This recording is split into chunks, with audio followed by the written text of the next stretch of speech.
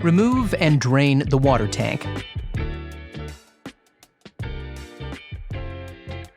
Remove and discard the used water filter. Before we assemble the new water filter, we need to soak it for 5 minutes. Set the new filter to the current month. Assemble the water filter parts and ensure they are firmly connected. Install the new filter into the tank by clicking it into place. Fill the tank to the max line. Now reinstall the water tank. Set a reminder to change the filter after 90 days or 48 liters. Or head to sageappliances.com and subscribe to an automatic top-up of parts and accessories, which will be delivered to you based on the requirements of your machine.